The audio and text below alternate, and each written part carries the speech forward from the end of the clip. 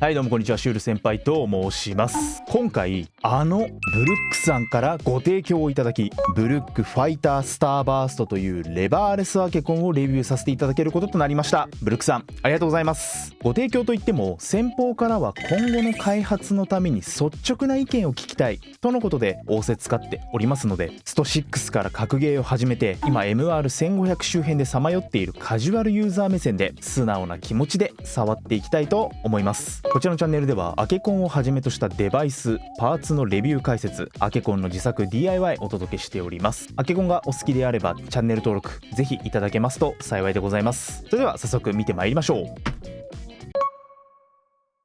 こちらが今回ご提供いただきましたブルックのファイタースターバーストというレバーレスアーケードコントローラーでございます。かなりしっかりとした箱で、裏面にはご覧の通り特徴が記載されております。指にフィットする大型キーキャップ設計でさらに快適です。 RGB LED ライト効果を搭載、ケーブルの抜け防止機能、パネルのデザインを自由に交換可能、ショートトラベル軸を採用しホットスワップで軸の交換が可能、その他もろもろ特徴記載というような感じでございます。そもそもブルックとは台湾のメーカーでございます。プレイステーション5へラズパイ基板のアケコンを接続する時とかに使うコンバーターウィングマンなどを作っているメーカーさんでございます。エボジャパンも唯一認められたコンバーターとして業界内で一定の信頼感を発揮していました。そんなブルックが出した初めてのレバーレスアケコンが今回のブルックファイタースターバーストというわけでございます。箱の下部にも 4PS5、PS4、Xbox、Switch、PC と現状必要なハードウェアに対しては全て対応しているといったようなアケコンでございます。こちらのアケコン価格は 39,800 円となっております。現状全てのハードウェアに対応しているので若干高めな印象ではございます。まあ説明はこの辺りにして開封をしてまいりましょう。オープンということでかなり厳重に入っておりますね。これが本体かな。そして下段の箱の中にこのように同梱物入っております。はい、というところでこちらが箱の中身全部でございます。こちら本体、クイックガイド、L 字の USB Type-C のケーブルですね。そしてストラップ、小袋の中にドライバーにリング、キーを取り外す時に使うプラー、ご覧のものが入っておりました。では本体から触っていきましょう。では改めてこちらが本体となっております。本体の外観としてはまずはもうこの目に入るアケコンのカバーでございます。 iPad ケースみたいにマグネットが内蔵されて全体を覆い込んでいるような形となっております。そしてこれを開けるとこのようにアケコン本体と対面できるような形となります。アクリルの保護シートしっかりと貼ってある状態となっていますので、こちら外していきましょう。こちらがブルックファイタースターバースト、その前景でございます。デザインマジでかっこいいな。色はご覧の紫と白が用意されているようでございます。こちら大きさは横 303mm、縦 130mm、高さが 25mm、重さが 805g という軽量の薄型レバーレスでございます。こちら本体の縁は面取りがしっかりとされております。また寸法に関しても寸分の狂いがなくガタつきが全然ありません。かなり全体のクオリティとしては高いものになっているかと思います。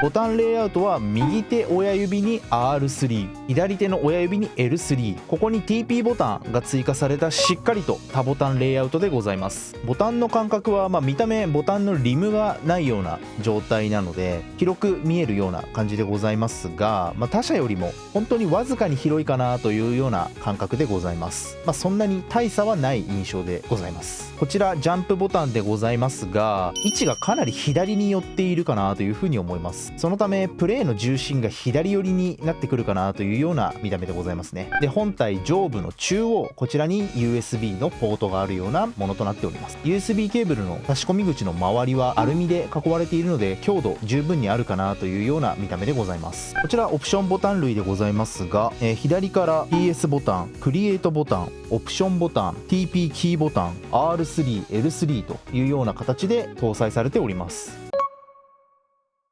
このアケコン本体を見て目立つところが2点ほどございますので、そちら詳しく見ていきたいと思います。まず一つはこちらのカバーでございます。こちらのカバーアケコンの本体と接着されていて取り外すことはできないんですけれども、このカバーアケコンの保護という役割以外にももう2つ役割がございます。まず1つは滑り止めの役割でございます。このアケコンカバーを外して折りたたむとこのような形になるんですけれども、この面が滑り止めの加工がされております。この状態で置くとご覧の通り滑り止めの効果を発揮します。自分の机はガラス製のマウスパッドを前面に敷いているような形になるんですけれども、そのようなツルツルとした状況でもこのように滑り止めがしっかりと発揮されているような状態となります。強く押すとさすがにずれるような感じではあるんですけども、プレイしてる分には問題がないかなというような印象でございます。役割の2つ目、角度調整機能でございます。今は全く角度をつけていない、ベタ置きしているような状態になるんですけれども、こちらのベロの部分をここに折りたたむとご覧のように角度がつきます。このように押し込んでもベタっとならないような強度で角度を保ってくれます。まさしくキーボードを使っているような感覚の角度のつき方がこちらの状態ではしています。こちらもう一段階角度を変えることができまして、こちらのアケコンの裏面のベロを持ち上げて下側のベロと接着させるとご覧のようにさっきよりきつい角度で維持されます。ご覧の通り結構急な角度で固定されるような印象ですね。こちら膝置きとかをした時に椅子の高さが合わない場合、補助の役割で使えるような角度になってくるかなというふうに思います。こちらも押し込んでも全然へこたれない強度になっております。この通りアケコンの保護と滑り止め、角度調整機能の一石三鳥の役割を持ったカバーとなっております。本体目立つ部分の2つ目でございますが、このアケコン本体の左右についている隙間でございます。こちらにはですね、付属していたリングをはめることができます。ご覧の通りリングをはめました。そしてこちら付属していたショルダーストラップ、これをリングにはめまして、このようにアケコン本体をそれだけで持ち運べるような状態となります。このように宙ぶらりんにしても大丈夫です。しかもですね、ご覧の通りリングが机と干渉しないような設計となっております。なので机置きでもこの状態で遊べてしまうんですね。このアケコンハードウェア現状全て対応しているようなものとなるので、もうこのアケコン肩から下げて USB ケーブルをポケットに入れておけば手ぶらで現地の対戦会だとか大会とかにも出ることができると、そういったものとなっております。外見もシンプルなのでこの状態で出かけても恥ずかしくはないようなデザインになってるかなと思います。では続いてボタンを詳しく見ていきたいと思います。まずこちらボタンキャップでございますが、箱にも書かれていた通り大型のボタンキャップとなっております。普通のボタンキャップは真ん中が盛り上がったものとなっていることがほとんどですが、こちらのボタンキャップは真ん中がへこんだ形となっております。なので非常に指への吸い付きがいいというような印象でございます。かなり指にフィットするようなものとなっていますね。使われているスイッチはカイルチョック V2 の POM素材ホワイトレインでございます。ホワイトレインであるということは明記されていないんですけれども、スペック的にそちらかなというふうに判断いたしました。ボタンのタイプはリニアタイプで突っかかりがないような押し込み具合、大加圧が 45g、 総ストロークが 2.8mm、 アクチュエーションポイントが 1.2mm といったものでございます。最近流行りのボタンがストロークが 2mm とか切ってきているような状態なので、そういったものと比較するとストローク長めかなというような印象でございます。ボタンキャップも本体から完全に浮き出ているようなストロークの長さですね。では軽く押していきたいと思います。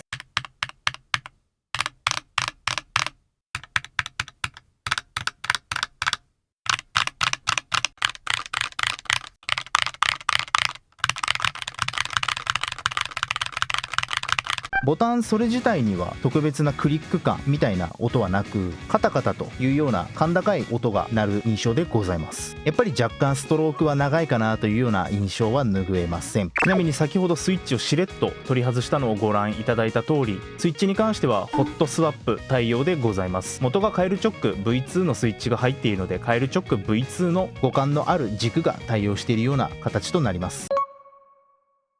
こちら元はアクリル積層型のレバーレスですので、こういったねところのネジを外せば天板が外れて中のアートワークが変更できるものとなっております。軽く外してみましょうかね。こちら付属のドライバーで今開けております。ネジが星型のものとなっておりますので、一般的なプラスドライバーやマイナスドライバーだと開かないようなものとなっております。ネジが全部外れましたので、こちら持ち上げると天板が取れます。こちらがデフォルトで入っているアートワークでございますね。ご覧の通りに、紙です。こちらのアートワークのレイアウトについては公式のホームページで公開されておりますので、そこにデザインを施して印刷して穴を開けると自由にアートワークを変更できると、そういったカスタマイズ性が備えられております。ついでにアクリルが取れますね。枠のアクリルも取れますと。こちらが基板でございます。しっかりブルックインサイドでございます。ではこちらアケコンをパソコンとつないでいきたいと思います。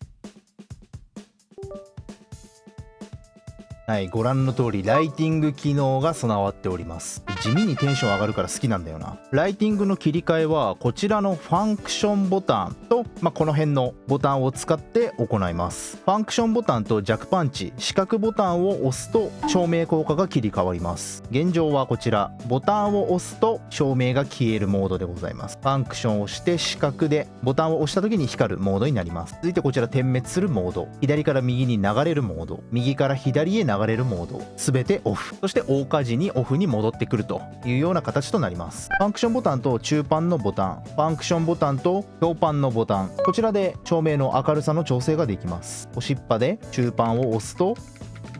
明るくなります。強パンを押すと明るさを下げることができます。楽しいので一番明るくしておきます。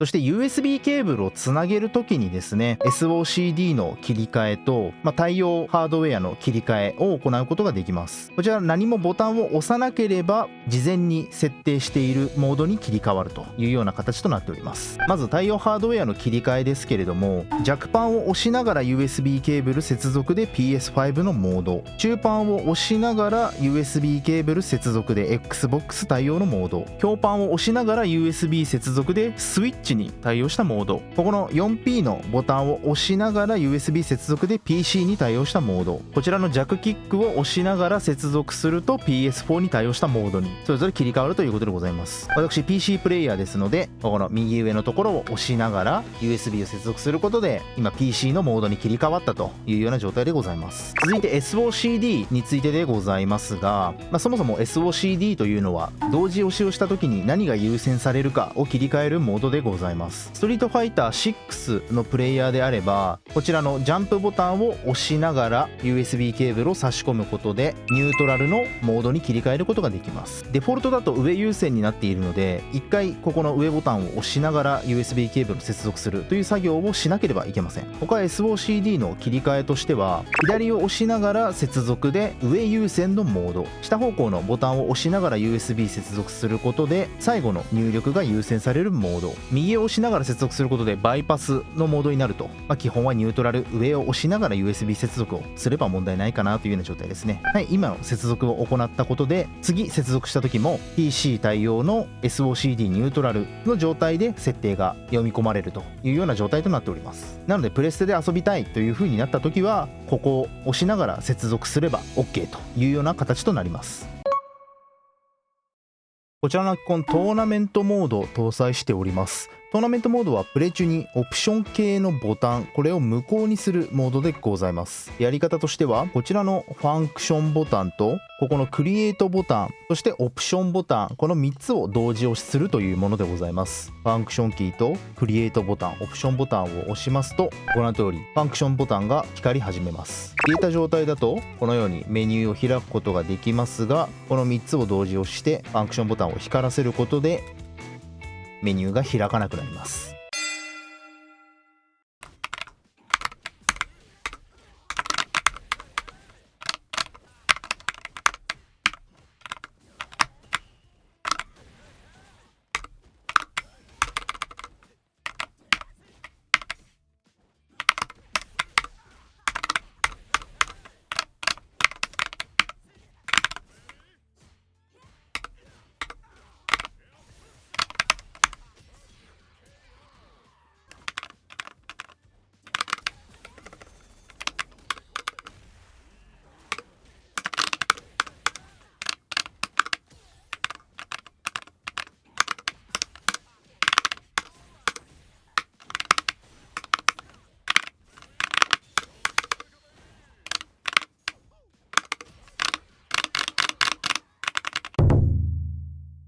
はい、今簡単にプレイをしてみたんですけれども、当初からねちょっと懸念をしていたボタンのストロークの長さ、やっぱりこちらは感じてしまいましたので、このスイッチの変更を試していきたいと思います。入れ替えるのはこちらシャドウハンティングでございます。こちらのシャドウハンティングスペックとしてはオーカーツ 40g、 キーストロークが 2mm、 アクチュエーションポイントが 0.8mm ということで、キーストロークが 0.8mm も小さくなるような代物でございます。入れ替えの手順としてはボタンキャップをまず外します。プレイ中にボタンキャップが外れるみたいな事故は起きませんでしたが、簡単にボタンキャップは外れますね。1個スイッチも一緒に外れてしまいましたが、工具を使わなくても簡単に取り外しはできます。ただプレイに支障はない、ちょうどいい力加減なのかもしれないですね。こちら残っているキースイッチについては付属していたキープラで外していきたいと思います。はい、全て取り除くことができました。ではこちらのキースイッチ取り付けていきたいと思います。取り付け方としては端子の方向を合わせてはめ込むだけでございます。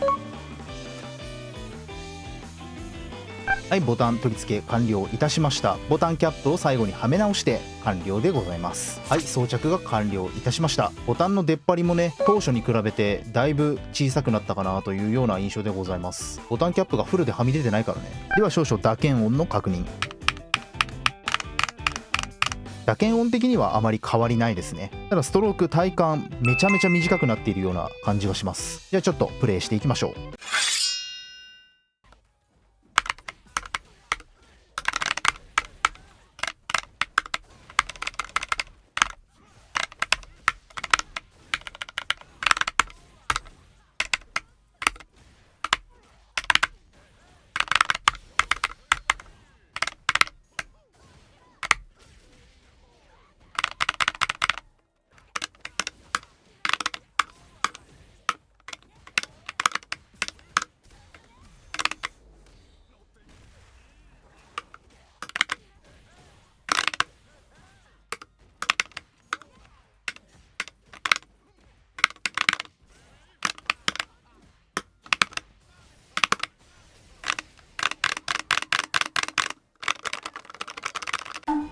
かなり遊びやすくなりました。デフォルトでもね十分にプレイすることはできるんですけれども、本格的に遊んでいこうっていう風に思うのであればスイッチの変更のカスタマイズはすべきかなという風に思いました。